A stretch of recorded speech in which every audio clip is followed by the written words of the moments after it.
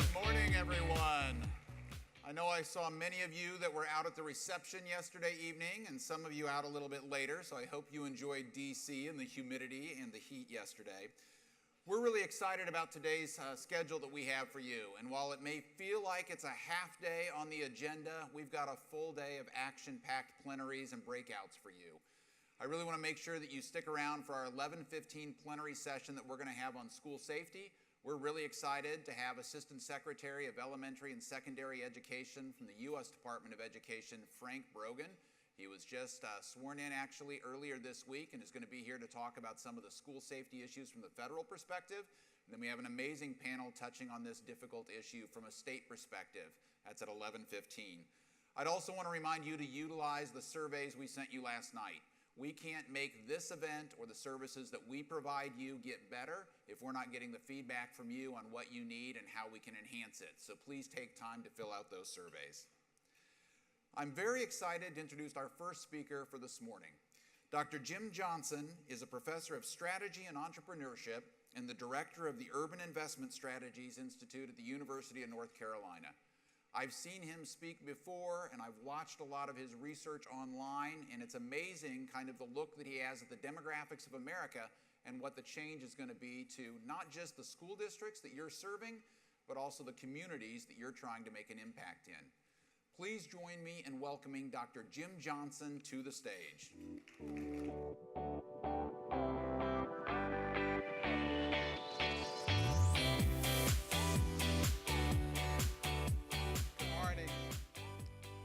I'm delighted to be with you this morning, to have the opportunity to share a few thoughts with you today. Ladies and gentlemen, our nation, every region, and every state in our great country is in the midst of an unprecedented demographic transformation.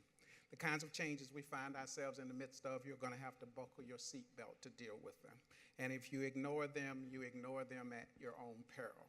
There are lots of things we can debate today. I want to suggest to you that basic demography is not one of them.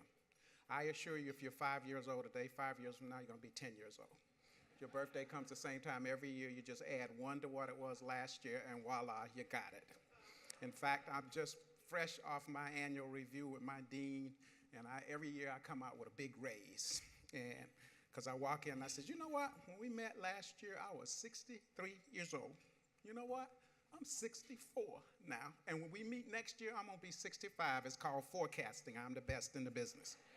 The kinds of changes we find ourselves in the midst of, we call them disruptive demographic changes because they're going to dramatically transform all of our social, economic, and political institutions. They're going to transform the workplace. They're going to transform the workforce. They're going to transform consumer markets, and we're here today to talk about how they're going to transform both the business and the practice of public education. I want to talk about what the trends are, where I see challenges and opportunities for us, and I want to position this notion of disruptive demographic changes as being the key to our future competitiveness in a highly volatile global economy where the new normal is certain uncertainty. I'm going to be relying on 2 decennial censuses. You know, every 10 years we conduct a full enumeration, a full count of our population. The last one was done in 2010. How many of you all completed your 2010 census form? Let me see a show. Don't lie, I got your iris retinal scan. I'll go check. If you remember the form, it was 1 page, front and back. Depending on the number of crumb snatchers you got in your household, it took between about 10 seconds and about 15 seconds to finish that thing. Radically different from earlier censuses, because in earlier censuses, there was something called the census long form. And the emphasis was really on long, because you needed breakfast, you needed lunch, you needed dinner, and about 3 stiff drinks to finish that thing. They wanted to know about your firstborn, your lastborn, the one you don't own up to. Everything in your business, they wanted to know in the census long form. Well, we don't do the census long form in the decennial census anymore because we have a different way of collecting data called the American Community Survey that is, in essence, that census long form. But the good thing is that the ACS is administered to a representative sample of the U.S. population on an annual basis. So we no longer have to wait 10 years to figure out what the big trends are.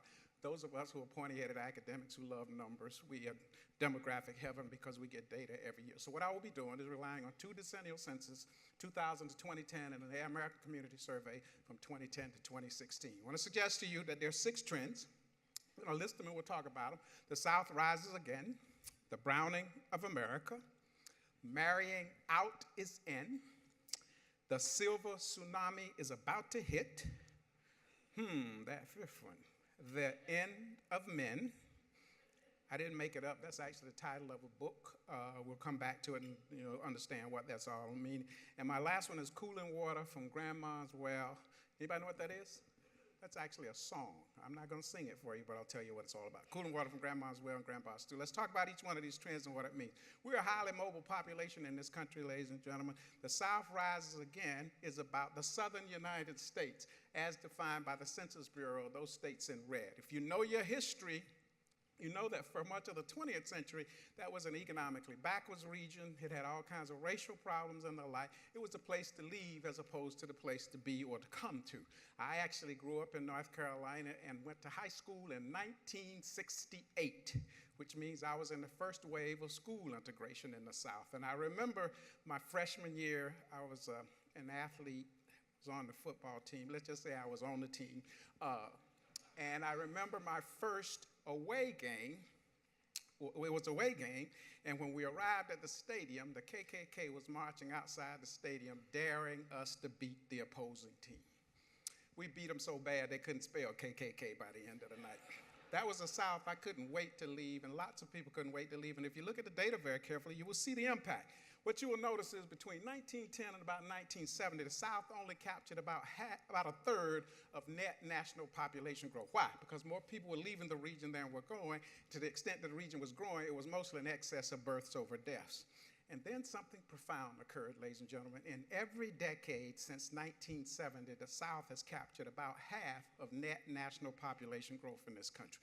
We've gone from a region where we speak two languages, English and bad English, to one today where we speak more than 300 different languages. We've become the cat's meow demographically, adding about 27 million people to our population during the first decade of the new millennium. What you will notice is 14.3 million of those people, or about 53%, in the South. The second most rapidly growing region, the West region, capturing about 32% of that growth. What's going on, ladies and gentlemen, is profound redistribution of population from the Northeast to the Midwest.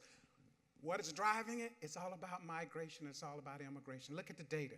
2000 to 2008, the South, everybody moving to the region then in larger numbers than we're leaving. Where you talk about all migrants, you talk about African Americans, you talk about the Hispanic, Latino, Latinx population, you talk about elderly, you talk about the foreign born. Everybody headed south in larger numbers than we're leaving. You can't say that for the West region. They were losing what?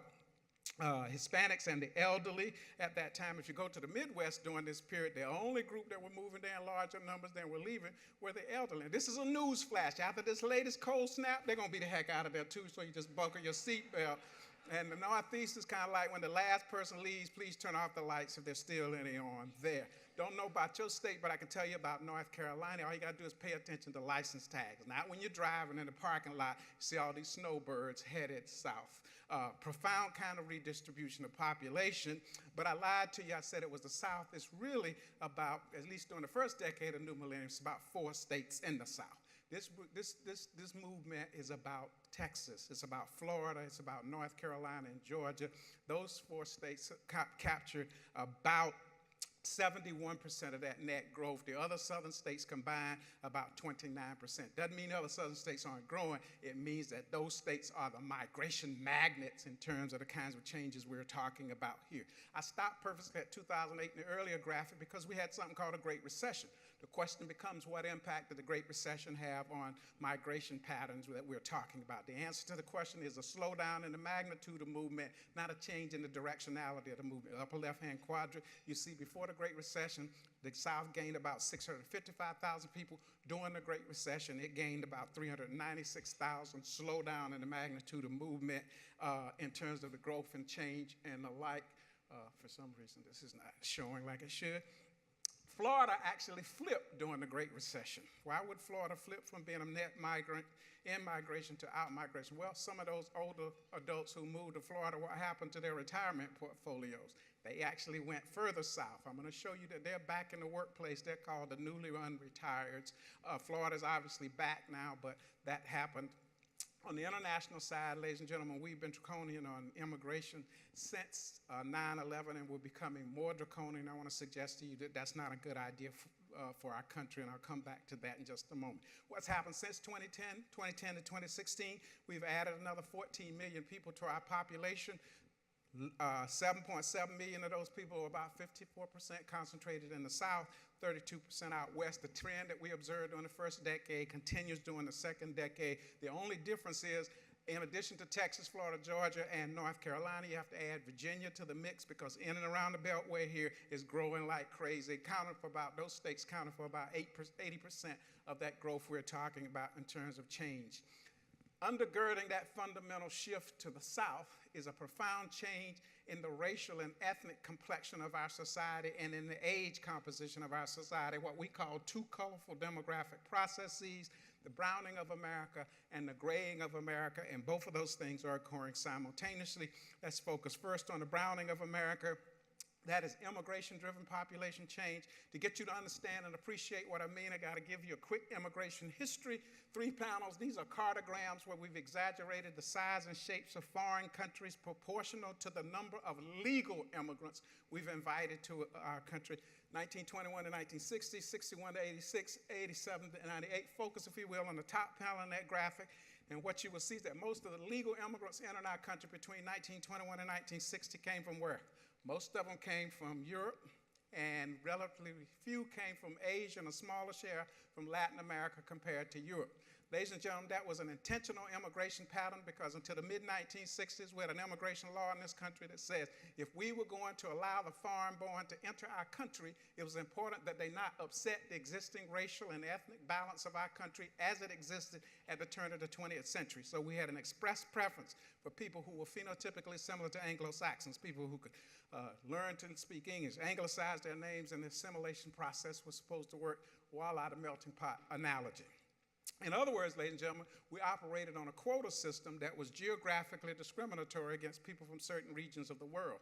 Go back to the 1880s, and what you will note is that we had something called the Chinese exclusion law. They shouldn't be allowed to come to America because it would be, quote unquote, difficult to assimilate into mainstream society. Fast forward to the first decade of the 20th century, we defined and codified what became the Asiatic barrier region that included Japan. Shouldn't be allowed to come to America because it would be, quote unquote, difficult to assimilate, and we justify that on a series of racist theories about cultural inferiority and the like. So we control the composition of our population through the mix of our population through our immigration law. Fast forward to the middle panel of the graphic, though, you begin to see something interesting occur. What you will note in that middle panel of the graphic, immigration from Europe shrinks relative to the earlier period. What begins to grow? You see an acceleration of growth in terms of Asia and Latin America. How did that come about, ladies and gentlemen? It came about coincident with the civil rights movement in domestic life. In the mid-1960s, we liberalized our immigration law, and specifically in 1965 via something called the Hart-Celler Act of that year. Put a pin in it because it's one of the most profound pieces of legislation in our history, which is largely responsible for the diversity of our population that exists to do. What did the Hart-Celler Act do? Eliminate those discriminatory provisions based on geographic origin, opening up the doors of our country to people who heretofore had not been allowed to come. This piece of legislation is so important that we use 1965 as the dividing line to distinguish two groups of immigrants in America. Everybody arriving prior to 1965, we call them the old immigrants, and we refer to them further as the invisible minorities. Why invisible? Phenotypically similar to the Anglo-Saxon model. You assimilate, it's difficult to figure out where you're from.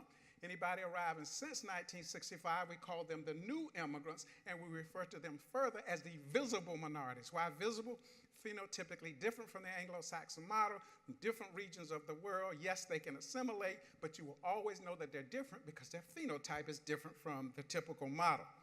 Fast forward to the third panel, what you will see is the immigration from Europe has disappeared for the most part. Looks a lot like immigration from Asia in the 20s. Ladies and gentlemen, since 1965, we've had this profound shift in the geographic origins of immigrants, the profound shift in the phenotype of the immigrants arriving, and thirdly, the numbers have changed dramatically across those time periods. Look, 1921 and 1961, we only allowed about 6,000 immigrants to enter our country on an annual basis. You'll see between the 60s and the early 2000s in the 500 to 800,000 range annually of people arriving in our country, and since 2005, between 1 million and 1.1 million legal immigrants, all contributing to the growing diversity of our population. In the mid-1960s, we also acknowledged for the first time that we were a nation of immigrants. And thus we said people who were being persecuted for economic, political, or religious reasons, that they too should be allowed to enter our country. Refugees, parolees, and asylees, those numbers fluctuate depending on our predisposition to allowing them to enter our country. But when they do, they all contribute to the growing diversity of our population. Hotly contested political issue today, but that's not the real source of the population. That's the law, that's the way it works. It's when you get here and start talking about illegal immigration, unauthorized, undocumented immigration, that people really get that dandruff up. Prior to 1965, illegal immigration wasn't much of a problem in America for two reasons: the Atlantic Ocean and the Pacific Ocean. You ever met anybody try to swim either one of those bodies and arrive to tell you about it? Just wasn't a problem. Since 1965, a southern contiguous border that has been relatively fluid for much of that time, this thing called illegal immigration has assumed greater importance. How important? 300,000 to 400,000 people annually. It has been estimated. The current controversy about illegal immigration is not new. It was really a hotly contested issue in the 80s when I was on the faculty at UCLA in California. Lots of discussions about we got too many illegal immigrants in America. We need to do something to stem the tide. At that time, the federal government says, well, if we saturate labor demand, there will be no reason for any unauthorized immigrant to enter our country. How do we propose to do that? Via something called the Immigration Reform and Control Act of 1986, we said to any unauthorized immigrant in America, if you've been here illegally, you can document that you've been here illegally since before 1982, we will grant you amnesty, no questions asked. Well, how do you document that you've been here illegally? Well, if you got a rent receipt, a clothing bill, a grease receipt from Burger King, so I bought a Whopper before 1982, we grant you amnesty. How many people? 3 million people came forward to accept the federal government's offer of amnesty, all contributing to the growing diversity of our population. Understand that the numbers were bigger than that because when you accept amnesty, you can bring family members via the family provision, so it was a much bigger number. But what we do know is that there were about 2.7 million people here illegally who did not trust the federal government enough to come forward. They said, not going for the okie-doke, you're not going to identify me and deport me. They didn't go home. So by 1996, we estimated that there were about 5 million illegal immigrants in the country. And if you follow the debate since 2005, that number has ranged wildly between about 7 million and about 15 million. The real number is about 11 million people who are unauthorized. Now, when you hear the debate about illegal immigration, what group becomes the poster child for illegal immigration? Who are we talking about? Typically, some person of Mexican descent, surreptitious crossing the Rio Grande, right? I want to suggest to you it's a little bit more complicated than that. But to get you to understand the complication, it got to confuse you a little bit, but it's not me doing it, it's the way the numbers are gathered. Are you aware that there are a group of immigrants in America called non-immigrants? Non-immigrants are people we invite to America on a temporary basis.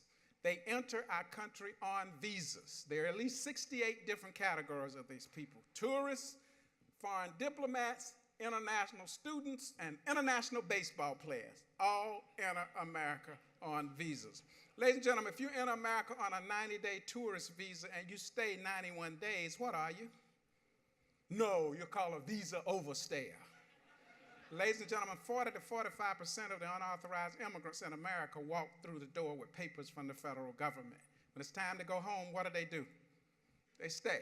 Remember the terrorists of 9/11? 6 of them were here with tourist visas that hadn't expired.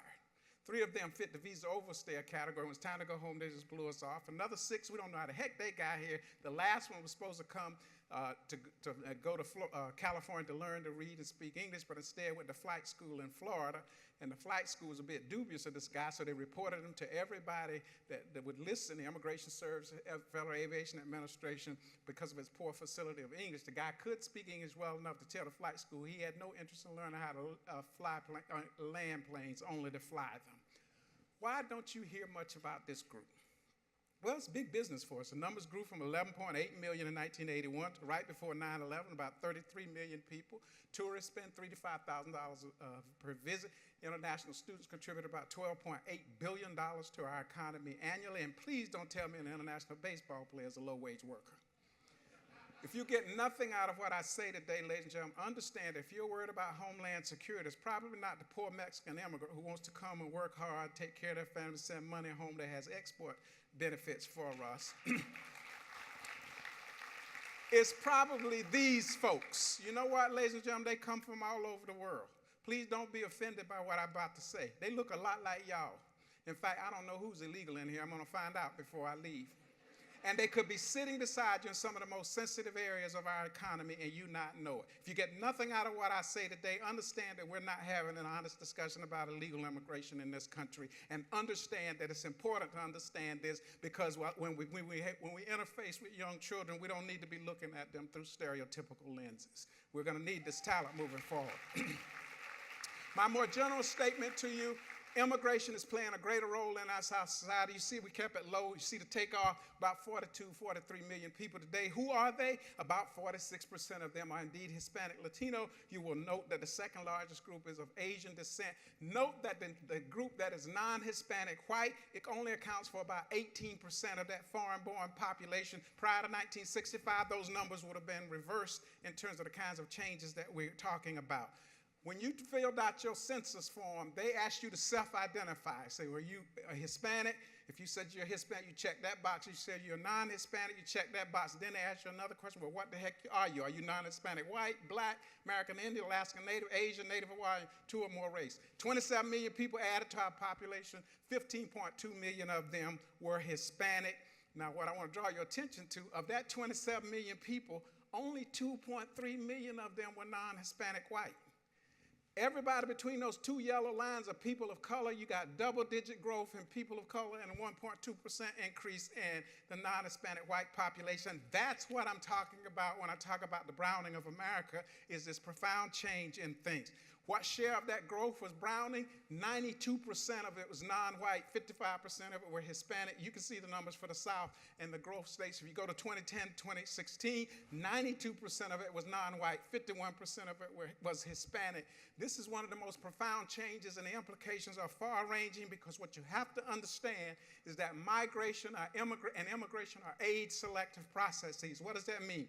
Far more young people migrate and immigrate than old people. It doesn't mean old people don't move. They move slower and at a lower propensity than young people.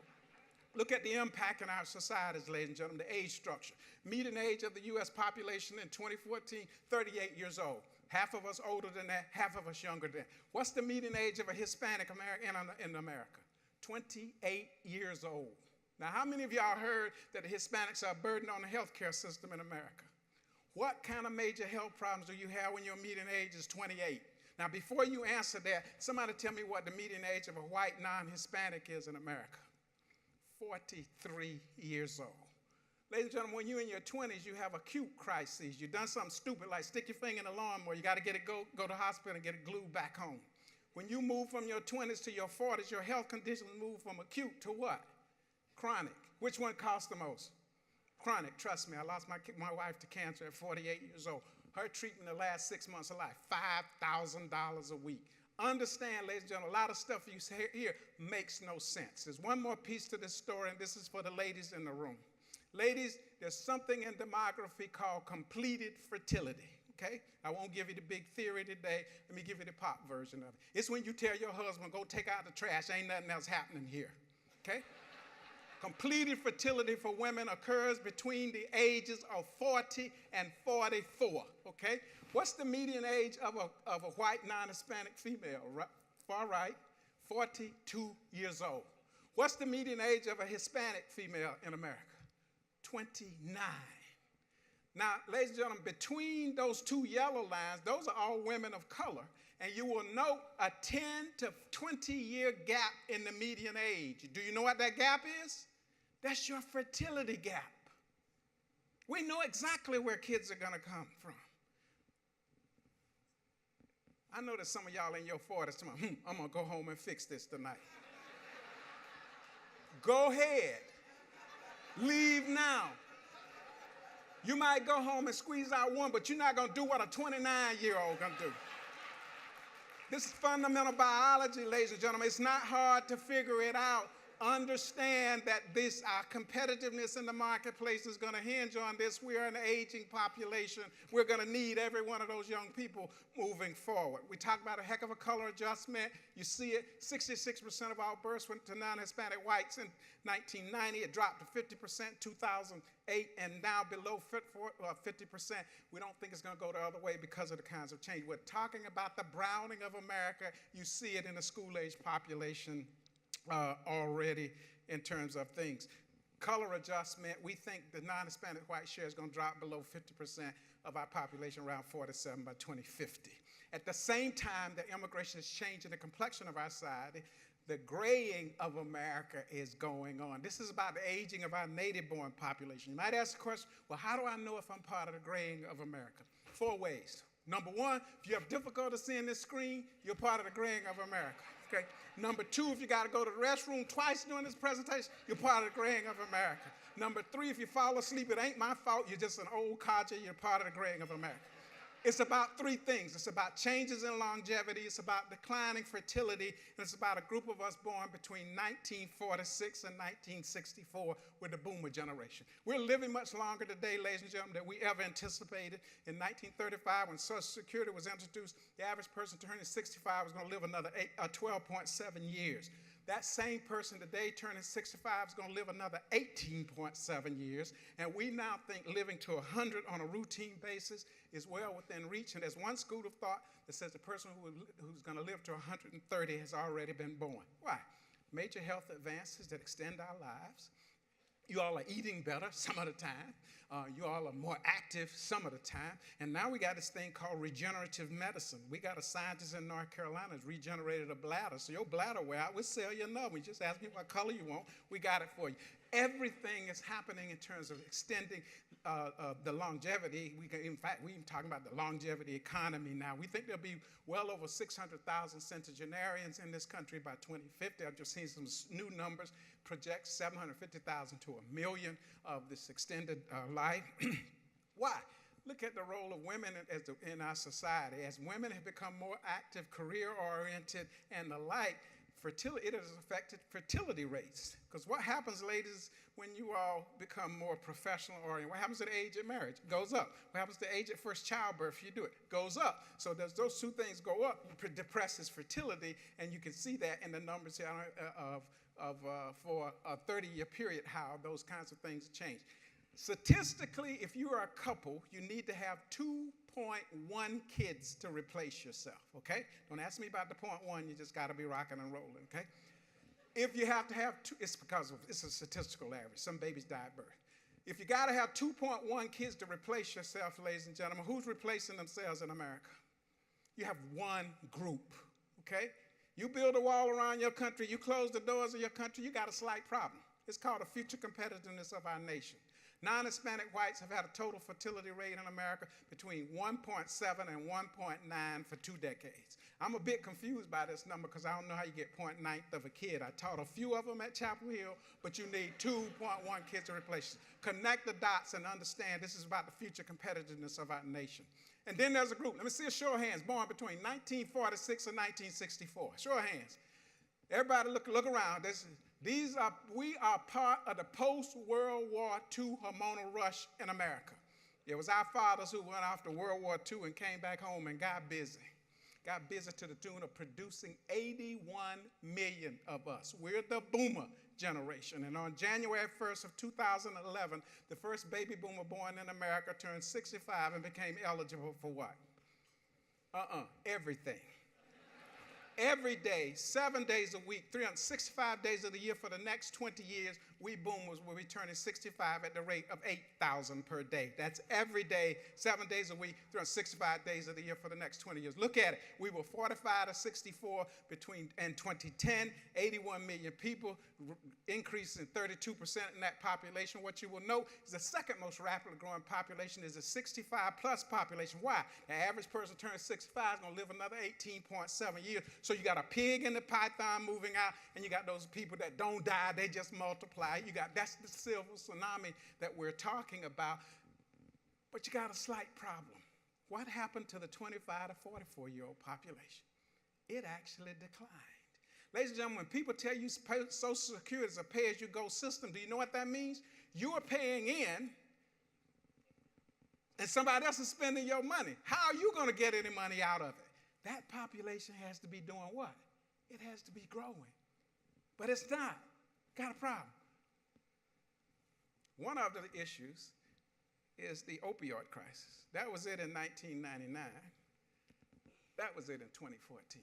11,000 people hospitalized daily and over 100 deaths. Who's dying? Prime working age people. And then you add to that these lifestyle factors among that Gen X and Gen Y population of obesity, diabetes, and how many wars have we fought? Taking young people out. Connect the dots, ladies and gentlemen. You can't sustain those systems when you lose those kind of people in terms of kinds of change. That's how often we're aging right there. This has enormous implications for us because first time, what this means is for the first time in history, we have 4 generations and soon 5 generations in the workplace. Everybody from the pre-boomer born in 1945 or earlier and who's most familiar and in love with the rotary dial phone, to you millennials who waltz into work at 10:30 in the morning with 2 buds in the ear whistling, and all of us boomers who arrive at 5:30 in the morning because that's the way we roll. And the boomer looks at the new millennial and says, that's a bad work ethic. I'm rolling up in here at 10:30 in the morning. The millennial looks at the boomer, takes the 2 buds out long and say, you can't spell work ethic because I finished what you've been navel-gazing at since 5:30 this morning when I walked in the door, and Mr. Pre-Boomer's still trying to get the first rotary dial call out for the day.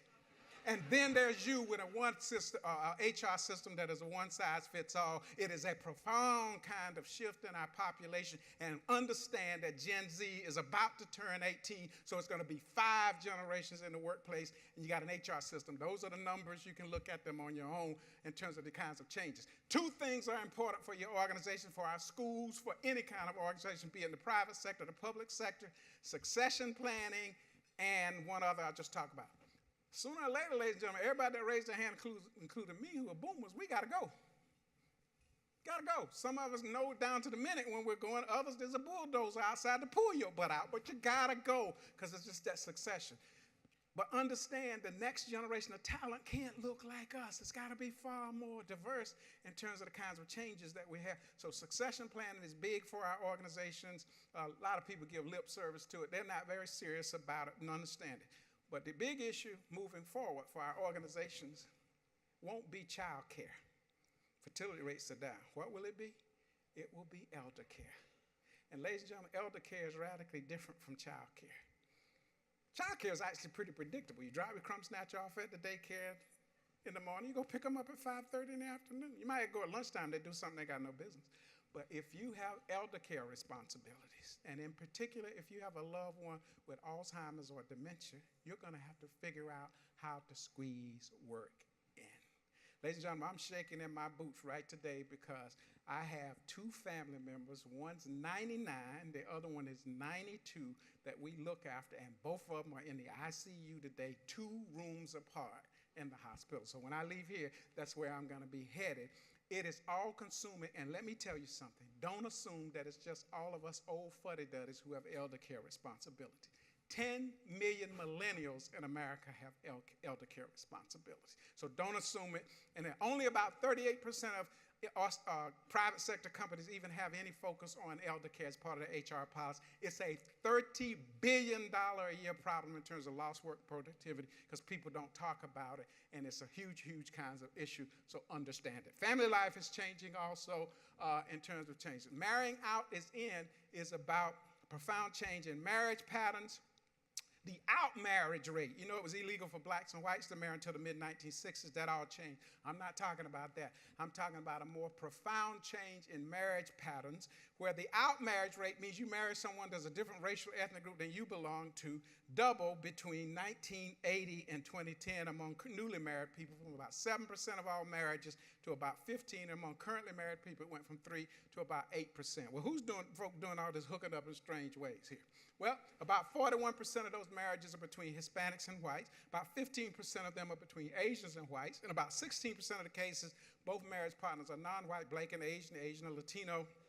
Note that black-white relationships are the smallest share. There's this other group, I don't know who the heck they are, but they're having fun, they're hooking up. What's the significance here, ladies and gentlemen? Understand that the second most rapidly growing population behind the Hispanic, Latino, Latinx population are people who self-identify as 2 or more races. What does this mean?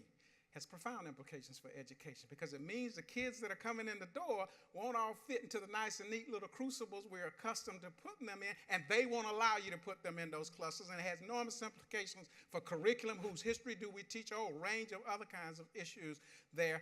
Now, if you pay attention to commercials on TV, you begin to see the impact. Anybody remember the Cheerios commercial, Super Bowl a couple years ago? Big, profound thing. Black guy lying on a couch. His little mixed child runs up to him and dumps Cheerios on his chest. Obviously, it's a mixed child. Then the camera shifts to the wife, and she's white. I mean, if you followed Twitter back then, I mean, it went bonkers. People didn't like it. How dare you air your dirty laundry on Super Bowl Sunday? But I like Cheerios. They're healthy. And the company wasn't bothered. They weren't bothered so much that the next year they had the same commercial with the same family. Woman pregnant again. What are they saying? Get over it. This is America. You're going to have these kinds of changes. It has enormous implications for all of our societal shifts, but particularly education, because you got to be careful how you portray family life and marketing, advertising, outreach, and a whole range of other things. And living, because those living arrangements and marriage patterns are changing dramatically. Cooling water from grandma's well and grandpa's too is about one of the most rapidly growing household types of the first decade of the new millennium. Grandparents raising grandchildren, okay? If you look at the data, all households with children grew by about 3.8%. No grandparents, just a husband and wife with their children, grew by 1.4%. Grandparents, both present, raising grandchildren, 42%. Grandma, only 9%. Grandfather, only raising grandchildren, grew by about 29%. Now, you're probably thinking about your grandma and mine. My grandmother was 97 when she passed away. I mean, she had an AARP card almost when I was born. What you need to understand about these numbers, about half of these grandparents are between the ages of 30 and 50. What does that mean? Don't look all cross-eyed when one of your staff people who's 30 years old walks up to you and said, I need time off to go to school to check on my what? Child. It will be real. I run a school for vulnerable children, and I have a 45-year-old great-grandmother as a caregiver. I didn't say grandmama, I said great-grandmother as a kid. You can moralize all you want to. The reality is that is part of the mix. Now, let's be clear. There are some grandmothers like yours and mine. Grandma, 87 years old, 14-year-old granddaughter got the car out cruising at 10 o'clock at night looking for a 30-year-old man. That happened in my own family. My wife died, took care of my mother-in-law for 8 years. We have a niece, 14. Now, in North Carolina, we don't allow 14-year-olds to drive. And I dare to say there's no state in this room that allows a 14-year-old to be looking for a 31-year-old. Somebody's got to intervene in that process. Y'all don't know I like pinstripes, but I'm lucky they ain't going the wrong way today. Because somebody's got to intervene in that process. Grandma, 87, can't get out of a rocking chair, went to college at 17 years old, 40-year career in public education as a counselor and a French teacher, but right now I can't get out of a rocking chair. That's reality, ladies and gentlemen. You can moralize, you can do whatever you want. You need to understand these numbers and figure it out. So there's diversity. There are two issues that I really want to end with, the end of men and the triple whammy. We'll talk about these really quick. Good news first, end of men. Women are about to surpass men as the numerical majority in the paid workforce in America. In 2010, women constituted 49.8% of all paid workers. The operative term is paid. Women have been working all their lives, paid workers. Ladies, and that's the good news. But ladies, this reality is not because we decided to treat you all fairly. Okay? There's still a huge gender wage gap out there, right?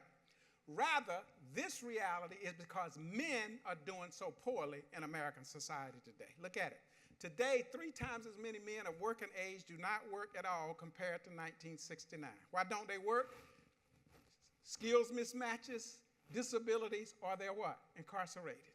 Disability rate doubled between 1997 and 2009. The median wage of the male dropped by $13,000 after accounting for inflation. But the number I want to draw your attention to is after peaking in 1977, male college completion rates have barely changed over the past 35 years.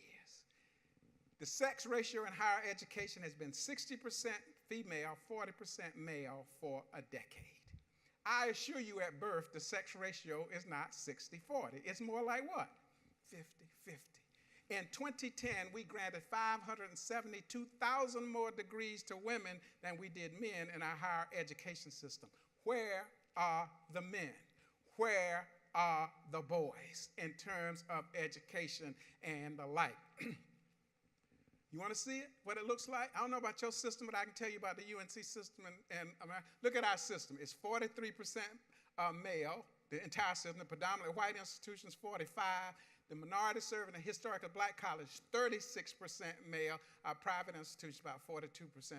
You see the rest of the numbers there. Where are the men? Where are the boys? Do you understand the significance of this? You cannot have stable families. You cannot have stable communities and life. Because what do women say? They don't want these men who ain't about nothing to be dragging them down and the like. So this issue is huge. Nobody wants to talk honestly about it, but that's what the End of Men thesis is all about. People can do bad by themselves. And I know that this is true because a woman chastised me in Atlanta a couple of weeks ago. She said, you drove all the way down here to tell me that I've been living it for the last 20 years. I said, don't shoot the messenger for the message. But that's the reality in terms of these kinds of changes. It has huge implications in our society about what is going on. I think I got a clue to it. I'm going to share it with you and wrap up with this. At the intersection of the browning of America on the one hand and the graying of America on the other hand is this dynamic that I call the triple whammy of geographic disadvantage. Let me develop it for you.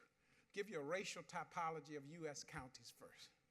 Those counties right there are racial generation gap counties. In these counties, the adult voting age population are predominantly white, aging, empty nesters. But the school-age population is predominantly non-white. What kind of support for public education you think you get there? That's the ain't got no dog in the K-12 education fight. My kids are out of school. I'm most concerned about what? Crime, safety, and retirement amenities, and they typically vote what? Self-interest, okay? Those counties are minority counties. The adult population is predominantly non-white. School-age population is predominantly non-white. Lots of interest in public education. What's missing? They're all low-wealth counties. Ain't enough tax base there to do anything that needs to be done. And then the gray counties are majority counties, where the adult voting age population is predominantly white, school-age population is predominantly white. But in these school districts, about a fifth of the kids who go to school there are kids of color. But if you peer beneath the veneer and ask where they are, you find them in one of two situations. They're either attending racially isolated schools within those districts, or in the quote-unquote good schools, they're what? Underrepresented in the college prep tracks, honors, AP, IB, and the like. In other words, ladies and gentlemen, the new majority, kids of color moving forward, are between a rock and a hard place through no fault of their own in our public education system, and you must view it as a competitiveness issue because that's the challenge and talent moving forward. That's whammy number one. Whammy number two, hyper-segregation. Those neighborhoods right there, 60% or more non-Hispanic white. Those neighborhoods there, 60% or more non-white. And the yellow neighborhoods are transitioning from white to non-white. That's hyper-segregation, separate and unequal, and probably rivals of segregation that existed the year I was born, 1954, Brown versus the Board of Education. Whammy number two. Whammy number three, concentrated poverty, school-age poverty. Those neighborhoods right there, 40% or more of the kids are growing up in households with incomes below the poverty level. Those neighborhoods, between 25 and 39%, we call those neighborhoods combined concentrated poverty areas, okay? Poverty rate in the yellow is less than 25%. We call that concentrated influence. Ladies and gentlemen, the challenge in public education today is that the average kid of color that walks into the school system comes from some combination of those things. How many? All three, 9.8 million kids, that's 93% non-white. Double whammy, two of those things, say concentrated poverty, hyper-segregation, 12 million, 81% non-white. One of those things, about 20 million kids, that population is 39% non-white. For life is good, no whammy, that population 32 million, but it's only 24% non-white. This is the 20-ton gorilla in the room, and I wish it ended there. Those are food deserts right there. Poverty, inequality. Our school is in one of the most highly touted communities, Durham, North Carolina, all that in a bag of chips plus a dip and everything. And a little girl told me at the end of the school day when I asked her what did she have for dinner last night, she looked at me and she says, last night was not my turn to eat. She says, we rotate who gets to eat dinner in my household and I get to eat every third night.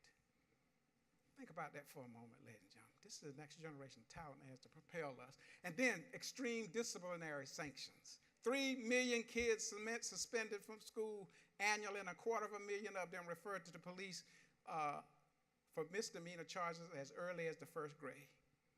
What are we doing? Those are the black kids. Those are the Latino kids. Got a problem, slight problem. And then, this blew my mind. I looked at who's taking the end-of-course tests. Blue line for the boys, red line for the girls. You'll note a slight sex ratio imbalance. Where are the boys? Where are the boys? Well, some of them probably suspended, expelled, whatever. But I had a group of school leaders tell me that there were some people who tell their boys, don't come to school the day of the test because I can't have you screwing up my end-of-course test results. That ought to generate quietness.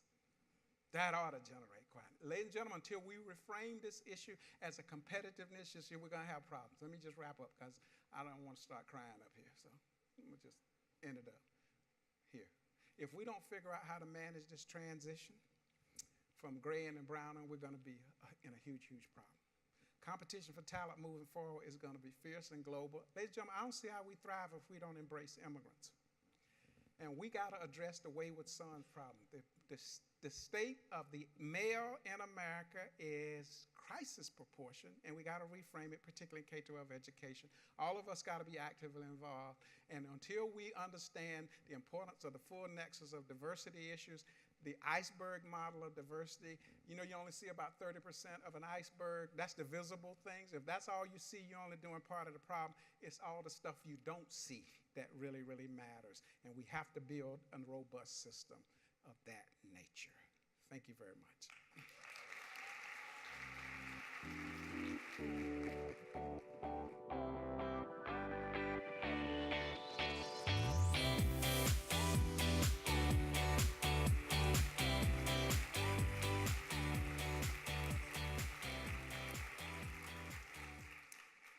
Thank you so much, Dr. Johnson.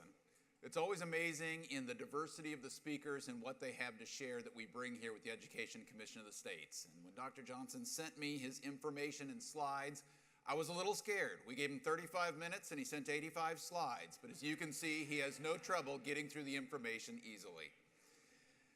I'm going to now ask for Governor Bryant to join me up here on stage as we present our highest award of the year. It was over 50 years ago that the Education Commission of the States began as an interstate education compact to truly help states work together.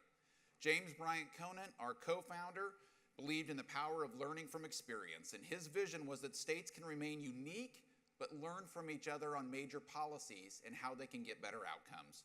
It is in his honor that today we are giving the award in 2018. The James Bryant Conant Award has recognized amazing leaders over the years since 1977, including Lamar Alexander, Marian Wright Edelman, Katie Haycock, Sal Khan, and my favorite, Mr. Rogers. It is my pleasure to present the 2018 James Bryant Conant Award to Tennessee Governor Bill Haslam for his leadership in bridging the gap between education and the workforce. Governor Haslam started with his initiative on the Drive to 55, a comprehensive effort to increase the number of Tennesseans with post-secondary degrees or credentials to 55% by 2025. Governor Haslam also created and supported the Tennessee Promise and Tennessee Reconnect scholarship programs that offered 2 years of post-secondary education free, with free tuition and fees for high school graduates and adults, respectively, who have not yet obtained a degree. Tennessee became the first state in the nation to implement this practice, and since doing that a few years ago, 18 states have looked at that policy and emulated it in various ways. Governor Haslam, it is our honor to present you today with the James Bryant Conant Award.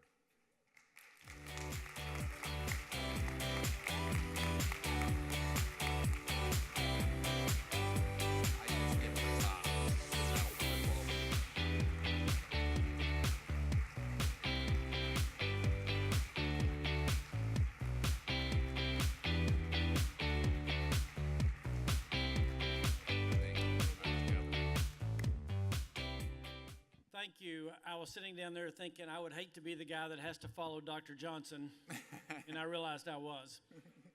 You know, I've reached the interesting point in being governor. For those of you who don't know, I'm in the last 6 months of 2 4-year terms as governor, and I've reached that point that kind of like when you go to the visitation of friends before the funeral and they have the body laid out there and the casket is open and folks are walking by saying, well, doesn't he look natural? But you're also at that point where people say, you know, why'd you do what you did? Why'd you focus on this? And the question I have from a lot of folks is, why have you all spent so much time on education? I was sitting listening to Dr. Johnson. I thought the answer is really obvious. Not only are we in the middle of all those demographic changes, but we're in the middle of an incredible technological change that has, along with other things, ended up with a world, forget what your politics are, we have an incredible issue of income disparity that, despite a lot of different political answers to that, is only getting worse, not better. If you think about it, we're at an extraordinary point in our country's history. Again, set your politics aside just for a second, okay? You had a period of time where you had a Republican president, George W. Bush, who said, I think that all means all. Again, you might have different impressions of No Child Left Behind, but you had a Republican president that said, I think all means all. And so we're going to say that every child in every zip code should have the opportunity for a great education.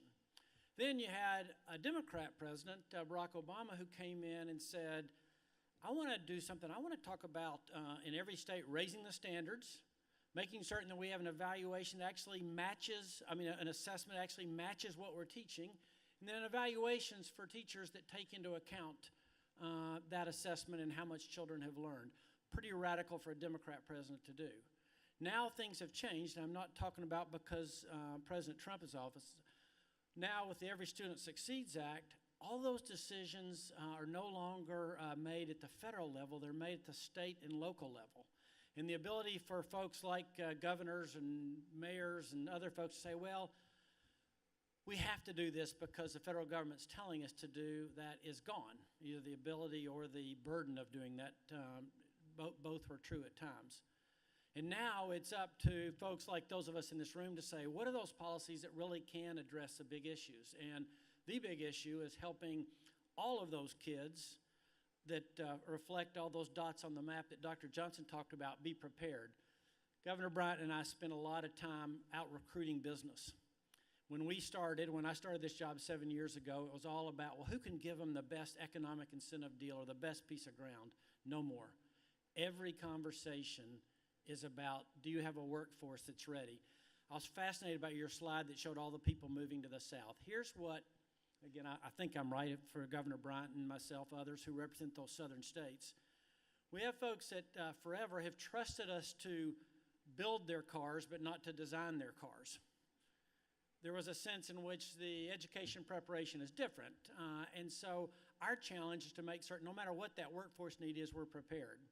I'll end with this. When I came into office, actually about a year before, the United States Chamber of Commerce gave Tennessee an F for truth in advertising.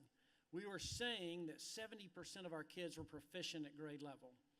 But guess what? When those same kids got to community college, 70% of them needed remedial work.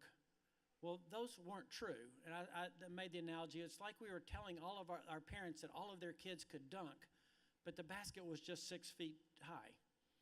We weren't being honest, and we weren't doing anybody a favor. I appreciate this on behalf of a state that has so many people working so hard. A lot of them are here. There are a lot of incredibly dedicated people that have given their lives, literally, to say, I want to do what I can to change those big issues that are facing the state.